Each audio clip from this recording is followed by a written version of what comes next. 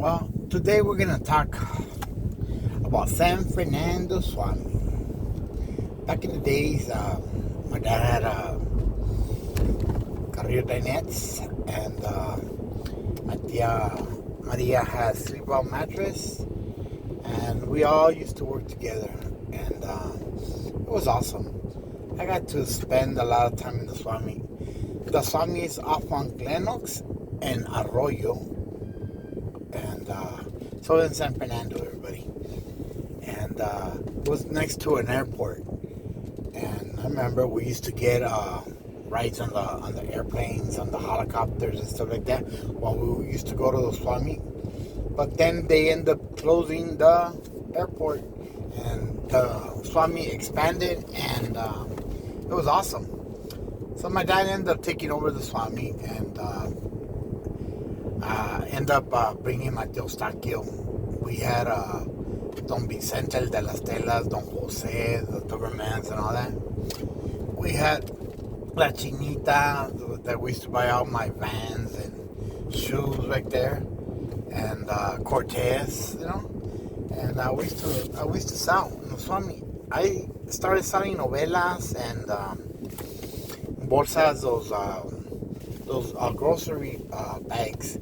See, before they didn't have no plastic bags or none of that, so they had you had to bring your own basket, your own bag, and you put your stuff they used to buy.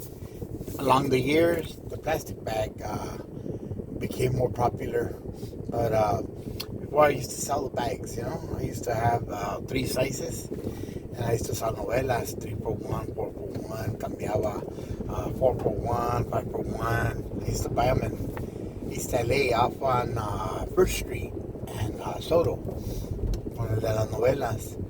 But that's where my childhood began. I became a salesman. I became a person that contributed to society and became a salesman, a hustler, and that's where I get all my wisdom and knowledge from, And I was around my tío Ricardo, my tia Maria, my dad, my tío Eustaquio, and as time went on, I was around my tío Pepe. So I got all the instruments and all the philosophy of how to sell and how to be a scary cat or how to survive, And I learned what was the meaning of money. And everybody knows that year I bought my first bike. It cost me $1,000. I bought it in Alhambra. Later on, with time, they stole it from Danny. And they stole it from me.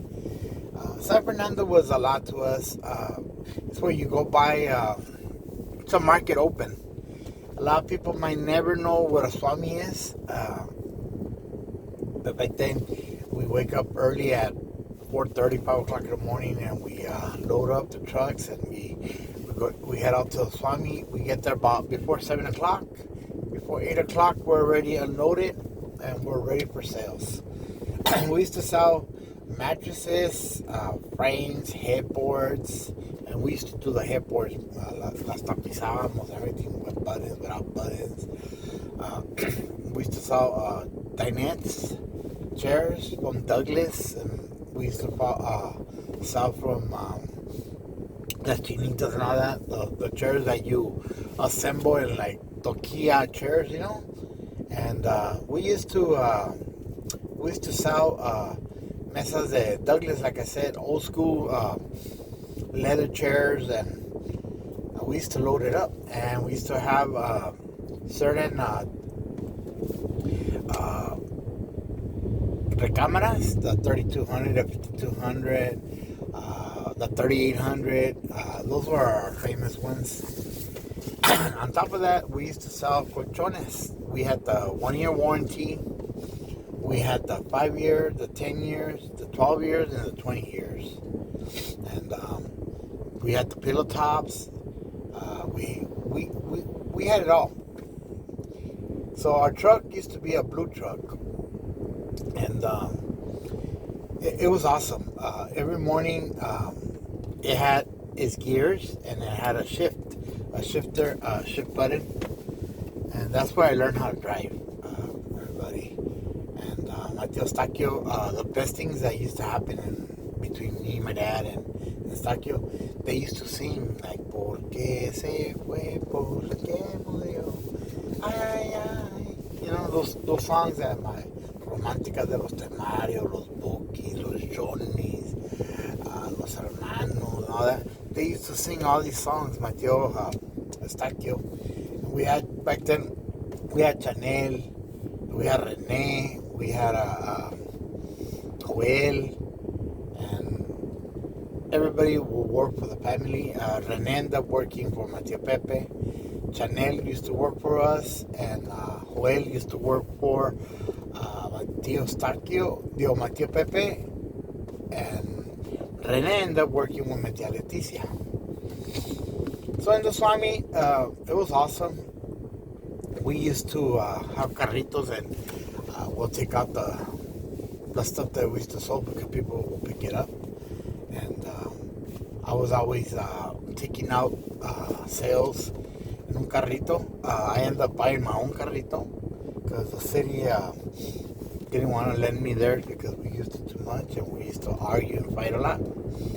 Back in the days, Matia Leticia became a sort of enemy, like brutal enemy. And I remember when my tia Maria and my tia Leticia, they got in an argument and a fight. Leticia ended up staying with Oscar, and our family kind of broke up. We all had to choose sides, and then my mom and my dad got separated, so we broke more to sides. As time went on, we used to sell a lot, and then I started hanging around with my Tio Pepe. My dad ended up not having, he ended up pissing off my Tio Roberto or something, my Tio Roberto. He ended up having a discussion that it cost us our Swami and everything. My Uncle Jojo and Miguel and me, we went to City Hall, we tried getting the permits and all that. We ended up stealing them. And we ended up getting our Swami taken away from us. It got handed down to my Tio Ricardo and Ricky. And my dad, everybody knows what happened. He ended up, we ended up opening a furniture store right there off on Glenox and Paxton. And right off the freeway in front of the market. And that's where we had the Rodney King, the riots and all that. We were posted up on the roof with our 22. I used to take Eddie, Jesus, everybody to work with me. We used to deliver. We had a lot of sites of hustles, and my dad used to sell comedores to these brothers, and I ended up getting an argument, a fight with them. They ended up giving me a black eye, and that was it with the sales right there. My Tio Stachio ended up going back to Colima, and he started El Machín, and he did good after all. And Bocho used to work with us, and then he went to work with Pepe, and then after that, they used to have a 1965 Ford truck. They fixed it up, and my Tio had a station wagon, and they ended up going back to Mexico, and that truck got rusted, old, and junked out over there in Mexico. And Bocho never went back and lived to Mexico, to Colima. And we occasionally have gone to Colima, and I got to see my uncles and my cousins and everybody. And it was awesome because we used to stay at Hotel America. We used to be on the quads. We used to be on the scooters. It was awesome. Awesome with my brother Danny. We ended up breaking the door off the taxi. Well, actually, me. I opened up, and it's a one-way street. We're not used to them in LA, so I opened that out. So coming back to the Swami, I end up hanging out around with Tio Pepe, and I did like that since 14, 15 years old, all the way to like I think 19 years. And end up working with Tia Pepe and Bocho. Funny things that used to happen to us. Number one, me and Bocho, I used to have a Ford Escort. It was a 1985, 87. It was gray with charcoal gray. It was awesome. That was my first car. Me and Danny bought it. And we used to go everywhere. There's a Big Bear, Lancaster. We used to go to the mountains. We used to go everywhere. We used to cruise. We used to ditch. We used to do everything in that car. $2 would take me everywhere. Gasoline was 79 cents, 69 cents. And so $2 was like, we used to have like 5 gallons with $2, you know? So, my dad ended up losing the Swami. I ended up going with Tio Miguel and my Tio Pepe at the same time. And I ended up hanging around with my Tio Pepe and Miguel. All the good stuff that I got from being responsible and having obligations and responsibility, I got it from my Tio Pepe. Tio Pepe taught me a lot of stuff. He believed in me, he trusted in me, and he taught me a lot of stuff. And the number one thing he taught me, believe it or not, is women, everybody. And how to sell it all and how to be tough in life, you know? And I always respect them, I love them, and I always be there for them. And we went through a lot of shit with my tia Leticia, a lot of arguments, struggles, and a lot of picking up the kids, bringing the money, and a lot of shit happened, you know? At the end of the time, I ended up working with my Tio Pepe and the Swami, the Orange Swami, over there at State College. And I ended up buying the Swami because I ended up suing the police department 3 times. I ended up getting quite a few money. I sued them 3 times, and I got like about $40,000, $50,000, $60,000. And I ended up starting my business. And then I ended up going to Indio, and I became competition to my tia Leticia. We made a lot of money, but it was too much hard work for me. It was too much shit. I didn't trust nobody, and I wasn't doing real good, mental and physical. I was making about $10,000 a week. I was just throwing my money away, trying to be fucking rich and help everybody, you know. I ended up getting a truck out because Danny, I gave him my Accord, and he's co-signed for me for a truck. To this day, he tells me that I fucked up his life because he could have been a millionaire. It is what it is, everybody. And I ended up starting La Familia. I ended up buying a truck, 20-footer, and it was awesome. I really enjoyed it for like a year and a half, 2 years. And I was making a lot of money. To my Tio Pepe, didn't want to sell me no more furniture. That's what was the downfall of my business. I was too reliant on my Tio Pepe, and I wanted always to be around them, you know. I love them, and I appreciate them in every single way.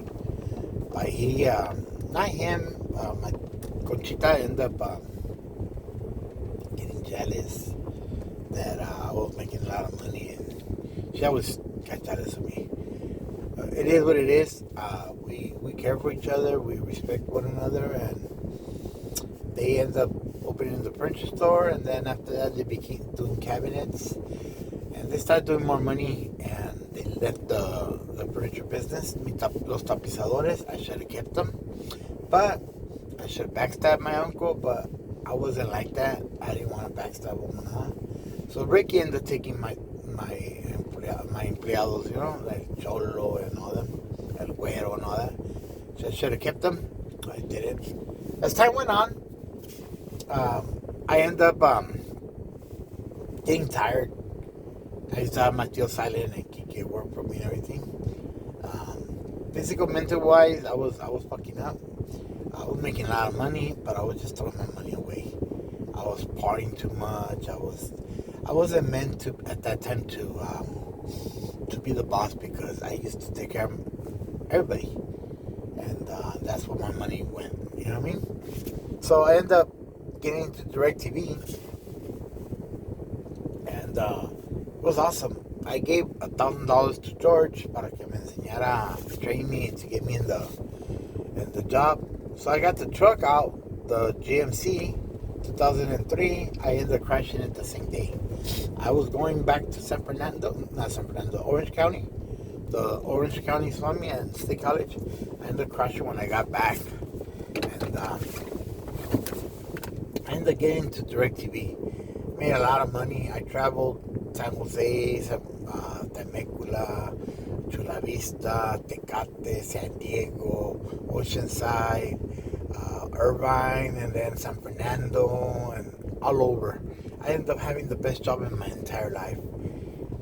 It was awesome growing up. At the same time, I was still around my tío and all them.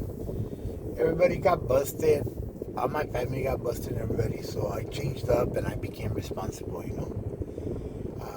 I got to hang out with them and sell furniture. Me and Ricky. It was actually me and Javier and Smokey's dad. And we used to sell sets, like 10, 20, 30 sets of sofas over there, Santo Tomas, and over there in Calexico, everybody knows, and Santo Tomas, and all those plumbings over there. We used to have a Caesar. We used to always stop at we used to have trailers. We used to always stop with them and say what's up, and whatever we didn't sell over there, we'll sell it to him. So I learned how to hustle, how to be responsible. And once I got into DirecTV, I started hanging out with Güero and George, and then I started hanging around with Omar and Eli and them, and we ended up having a lot of stuff. We got a contract for Second City and Blockbuster, and we did it for another couple of years. I had my dad working with me. I had Maura working with me, and I had the Church and Jega working with me, and we used to go everywhere. Temecula, Indio. We used to go everywhere. It was fucking awesome. It was an awesome experience in life. As time went on, Eli, he broke off from us because he was doing a job of Dish Network and trying to have his own shit, And he got to experience or saw that they robbed the bank in Huntington Park, and they dropped a big bag of about $200,000. What an idiot! He turned it in. He only got like about $20,000 back, and he got exposure. He got exposure, and he started doing the fake grass and everything. But he got a lot of exposure in the bank and everything. They interviewed him, and he got his shit together, And Omar started his shit. He moved to West Covina. That's when my primo JJ came in and got him in. He was an army fuck up, Got out of there with all this trauma and backstabbing and stuff, but it is what it is. I got him a job and he got his kids back, got divorced, and backstabbed everybody, and he just went through a lot of drama. But I still love him. He's a pastor's son.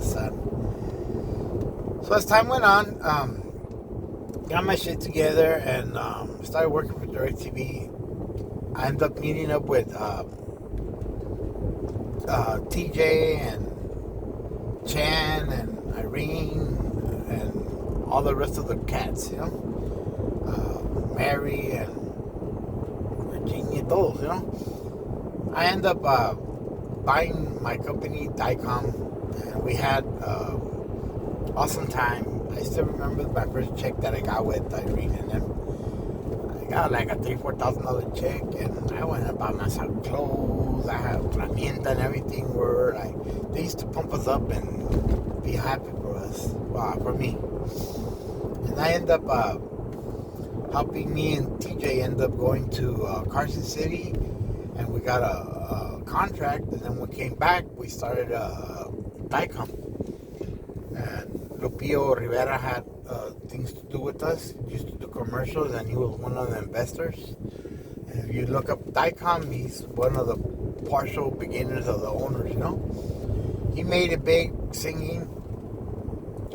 And we used to hang out with Jenny and Chiquis and all them. And it was cool. Little hobby. And all the crews from Long Beach. La Playa Larga homeboys, you know? The Wilmington homeboys and todo. It was cool. It was cool. I lasted half. Bertha, Rachel, Linda, everybody was working with us. My dad. I ended up having an awesome birthday party with my mom, my dad, doing the tacos and everything. I love it and I appreciate it all my life. As time went on, I ended up going through the depression. Because I want to have a kid, and me and Maura, we went through a lot of difficult times that we were trying to have kids and we were getting operated. And finally, no matter what happened, we decided to break up and be friends forever, you know? I still talk to her and I still appreciate her and all the kids. And everybody knows the story about David and all that. He got deported and todas las pendejas que hacía. And I appreciate Maura and I appreciate everything. She made me understand and grow up a lot. So my tío Roberto, my grandpa, my tío Gildardo, and on and on and on and on, all my tíos, tías, everybody passed away. And I ended up going through a lot of depression, and I surpassed and overcame everything. I ended up meeting Mavi and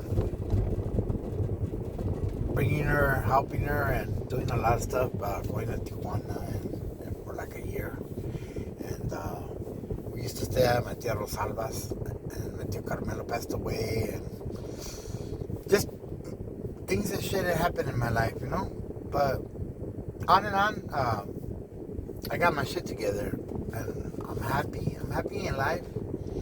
It's a big journey. It's a big life. I think I've dealt my life a couple of times already. As time went on, my family members that got busted, they got out of jail. My aunts and everybody ended up passing away. My great grandma passed away, and who knew that life was gonna bring us back to the same start at the beginning? So everybody, no matter what you go through, never lose hope, and admire and respect everybody that's around you, and appreciate the time, and don't take it for granted, everybody. Everything you're gonna pass through, everything you're gonna go through, it's gonna be a roller coaster. It's gonna be ups and downs. All you gotta do is be focused, be strong, and be motivated to keep on living life. And more or less, that's the description of my life. El Sonidero.